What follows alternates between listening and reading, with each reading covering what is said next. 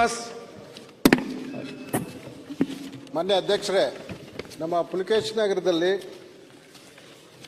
ಸುಮಾರು ಬಿಬಿಎಂಪಿ ಹಾಸ್ಪಿಟ್ಲುಗಳು ಒಂದು 4 ಇದ್ದಾವೆ. ಆದರೆ ಅದರಲ್ಲಿ ಯಾವುದೇ ಹೆಚ್ಚಿನ ಸವಲತ್ತುಗಳು ಸಿಗ್ತಾ ಇಲ್ಲ. ಆಧುನಿಕ ಸಲಕರಣೆಗಳು ಸಹ ಇಲ್ಲ. ಸುಮಾರು 1-2 ಹಾಸ್ಪಿಟ್ಲು ಒಂದು ಅಂಡರ್ ಕನ್ಸ್ಟ್ರಕ್ಷನ್ ಅಲ್ಲಿ ಸುಮಾರು 3 ವರ್ಷಗಳಿಂದಲೂ ಸಹ ಇದೆ. ನಮ್ಮ ಕ್ಷೇತ್ರದಲ್ಲಿ ಹೆಚ್ಚಿನ ಬಡವರು, ಹಿಂದುಳಿದವರು, ದಲಿತರು ವಾಸ ಇರತಕ್ಕಂಥವರು, ಕೂಲಿ ಕಾರ್ಮಿಕರು, ನಮ್ಮಲ್ಲಿ ಹೆಚ್ಚಿನ ಜನ ಸರ್ಕಾರಿ ಹಾಸ್ಪಿಟ್ಲಿಗೆ ಡಿಪೆಂಡ್ ಆಗಿದ್ದಾರೆ ಅಧ್ಯಕ್ಷರೇ.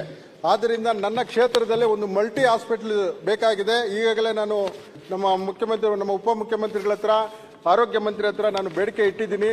ದಯವಿಟ್ಟು ಇದಕ್ಕೆ ಈಗ ಅರ್ಧಂಬರ್ಧ ಆಗಿರೋ ಹಾಸ್ಪಿಟಲ್ನ ಹೈಟೆಕ್ ಹಾಸ್ಪಿಟಲ್ ಆಗಿ ಹೆಚ್ಚಿನ ಒಂದು ಅನುದಾನ ಕೊಟ್ಟು ನಿರ್ಮಿಸಿಕೊಡ್ಬೇಕಂತ ನಾನು ಉಪಮುಖ್ಯಮಂತ್ರಿಗಳಲ್ಲಿ ಕೇಳ್ಕೊತೀನಿ.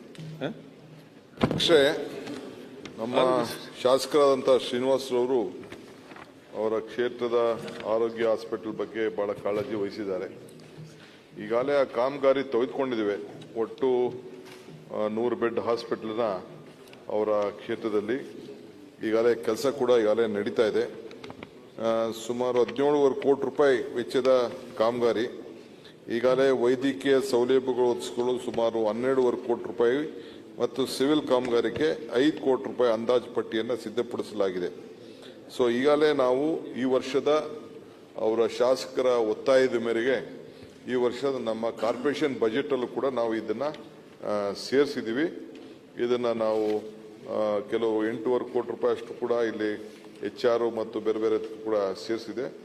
ಅವರೇನು ಗಮನ ನಮ್ಮ ಸೆಳೆದಿದ್ದಾರೆ, ಪ್ರಶ್ನೆ ಕೇಳಿದ್ದಾರೆ, ಖಂಡಿತ ಅದನ್ನ ಈಗ ನಾವು ಮುಂದಕ್ಕೆ ನಾವು ಮಾಡ್ಕೊಡ್ತೀವಿ. ನಾನು ತುಂಬಾ ಧನ್ಯವಾದಗಳನ್ನ ಹೇಳ್ತೀನಿ ನಮ್ಮ ಉಪಮುಖ್ಯಮಂತ್ರಿಗಳಿಗೆ. ಯಾಕಂದ್ರೆ ನನ್ನ ಕ್ಷೇತ್ರ ಹೆಚ್ಚಿನ 80 ಭಾಗದಷ್ಟು ಜನ ನಮ್ಮ ಸರ್ಕಾರಿ ಹಾಸ್ಪಿಟಲ್ ನಂಬ್ಕೊಂಡಿರೋದ್ರಿಂದ ನಮ್ಮ ಉಪಮುಖ್ಯಮಂತ್ರಿಗಳು ಇದನ್ನ ಅನೌನ್ಸ್ ಮಾಡೋದಕ್ಕೆ ನಾನು ಅವರಿಗೆ ಧನ್ಯವಾದ ತಿಳಿಸ್ತೀನಿ. ಲಿಖಿತ ಮೂಲಕ ಉತ್ತರ ಪ್ರಶ್ನೆಗಳು ಮಂಡಿಸುವುದು.